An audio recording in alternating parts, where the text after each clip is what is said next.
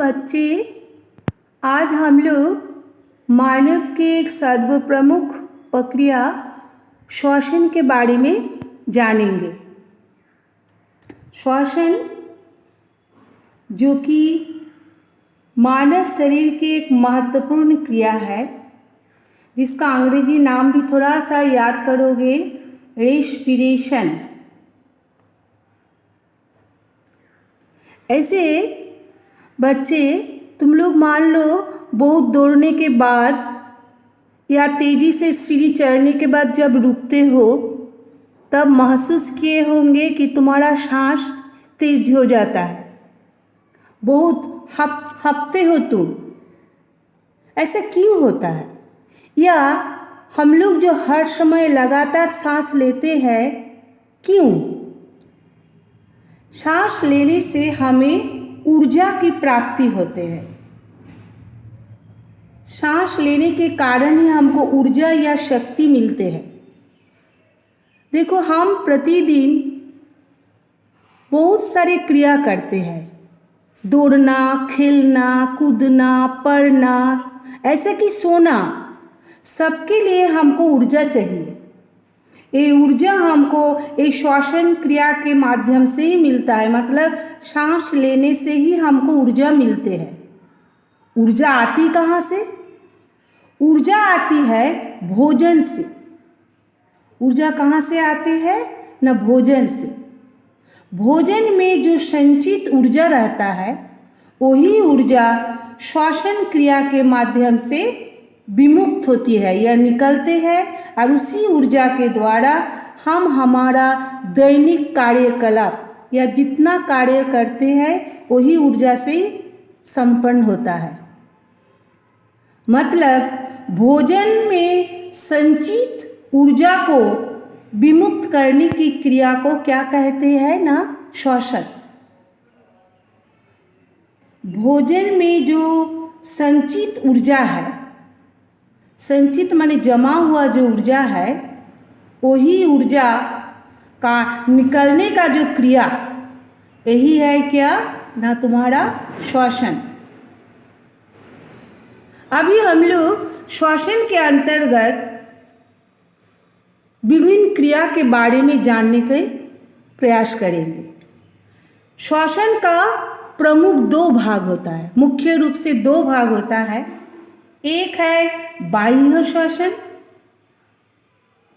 एक है बाह्य श्वसन, एक्सटर्नल रेस्पिरेशन, और दूसरा है अंतःश्वसन। दूसरा है अंतःश्वसन। तो हम लोग पहले बाह्य श्वसन के बारे में ही जानेंगे। बाह्य श्वसन मतलब हो गया एक्सटर्नल रेस्पिरेशन।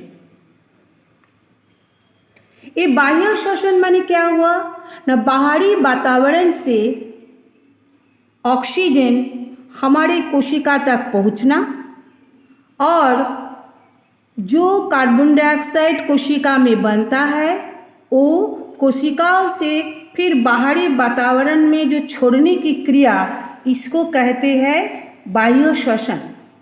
मतलब बाहर से, बाहरी वातावरण से ऑक्सीजन को हम संक्षिप्त में O2 लिखते हैं, ऑक्सीजन कोशिकाओं में पहुंचना, और कोशिका में जो कार्बन डाइऑक्साइड बनता है, ये कार्बन डाइऑक्साइड फिर बाहरी वातावरण में जाना, फिर बाहरी वातावरण में छोड़ने का जो क्रिया, इसी को हम लोग कहते हैं बाह्य श्वसन।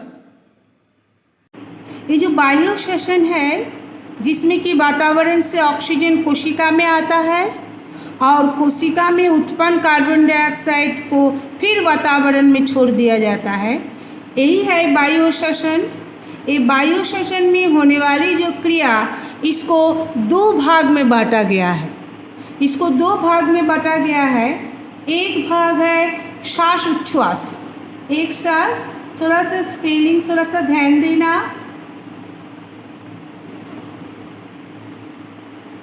जिसको हम लोग ब्रीथिंग कहते हैं, श्वास उच्छ्वास।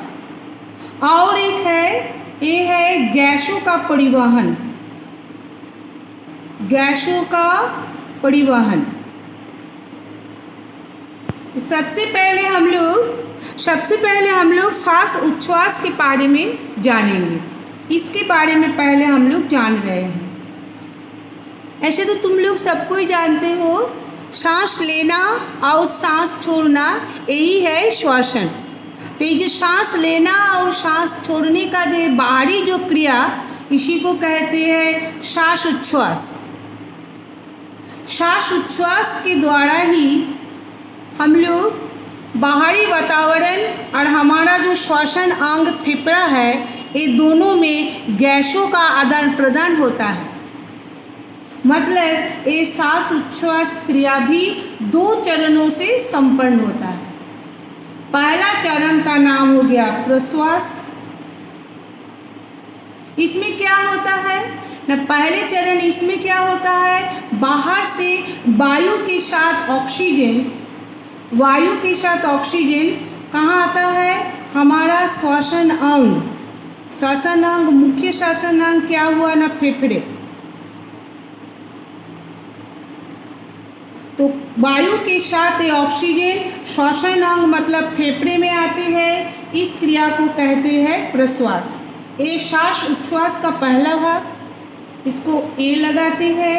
और दूसरा भाग हो गया उच्छ्वास। उच्छ्वास मतलब इसमें क्या होता है ना, दूसरे चरण में फेफड़े में, ये मान लो फेफड़ा है, फेफड़े से कार्बन डाइऑक्साइड शरीर के बाहर वातावरण में निकल जाता है। तो प्रश्वास और उच्छ्वास ये दोनों को कहते हैं एक साथ श्वास उच्छ्वास। मतलब श्वास उच्छ्वास ऐसी क्रिया है जिसमें वातावरण से ऑक्सीजन युक्त हवा फेफड़े में आते हैं और फिर फेफड़े के भीतर से कार्बन डाइऑक्साइड फिर वातावरण में छोड़ दिया जाता है, लौटा दिया जाता है। इस क्रिया को एक साथ दोनों को मिलके श्वास उच्छ्वास कहा गया। ये पूर्णतः यांत्रिक प्रक्रिया है। श्वास उच्छ्वास हो गया। अभी 2 नंबर हम लोग गैसों का परिवहन के बारे में थोड़ा सा जान लेते हैं। गैसों का परिवहन, इस क्रिया में क्या होता है, इस क्रिया में ऑक्सीजन जो कि फेफड़े में आ चुका है वो रक्त के माध्यम से कोशिकाओं में पहुंचता है और फिर कोशिका में जो कार्बन डाइऑक्साइड बना वो फिर पुनः रक्त के माध्यम से फेफड़े में आ जाता है। मतलब इसको हम लोग विशद वर्णन में बाद में पढ़ेंगे, अभी शॉर्टकट सुन लो थोड़ा। फेफड़े में जो ऑक्सीजन प्रश्वास में पहुंचा, ये फेफड़े से ऑक्सीजन रक्त के माध्यम से कहाँ पहुंचता है ना, कोशिका में। और कोशिका में पहुंचने के बाद यहाँ ऑक्सीकरण क्रिया होती है जिसके फलस्वरूप बनता है कार्बन डाइऑक्साइड गैस। ये कार्बन डाइऑक्साइड गैस फिर रक्त के माध्यम में कहाँ आ जाता है, फेफड़े में। इस क्रिया ही है गैसों का परिवहन।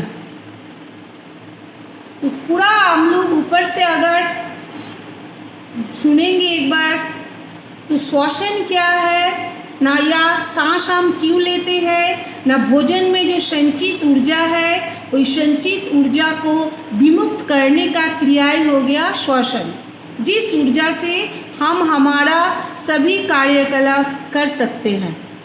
ये जो श्वसन क्रिया है इसका 2 भाग है, एक है बाह्य श्वसन और एक अंतर श्वसन। ये जो बाह्य श्वसन है इसमें बाहरी वातावरण से ऑक्सीजन कोशिका में आता है और फिर इसका उपयोग होने के बाद कार्बन डाइऑक्साइड कोशिका में जो बना वो पुनः बाहरी वातावरण में छोड़ दिया जाता है। इस क्रिया को कहते हैं बाह्य श्वसन। ये जो बाह्य श्वसन है इसमें जो क्रिया होते हैं उसको 2 भाग में बांटा गया। एक है श्वासोच्छ्वास और एक हो गया गैसों का परिवहन। तो सबसे पहले हम लोग श्वासोच्छ्वास के बारे में वर्णन किए थे, जिसका अंग्रेजी हुआ ब्रीथिंग, सांस लेना और छोड़ना जिसमें आता है।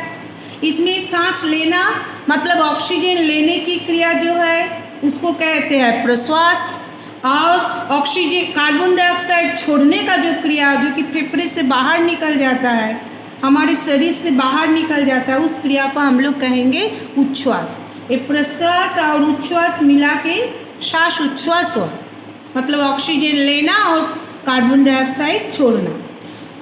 वायु श्वसन का दूसरा क्रिया हो गया गैसों का परिवहन। ये गैसों का परिवहन मतलब क्या ना, इसमें प्रश्वास के कारण जो ऑक्सीजन हमारे फेफड़ों तक आया, वही ऑक्सीजन रक्त के माध्यम से कोशिका पे जाता है, और कोशिका में ऑक्सीकरण क्रिया के फलस्वरूप जो कार्बन डाइऑक्साइड बनता है वो फिर रक्त के माध्यम से फेफड़े पे आता है, कोशिका से फेफड़े पे आता है। इसी को ही कहा गया गैस का परिवहन।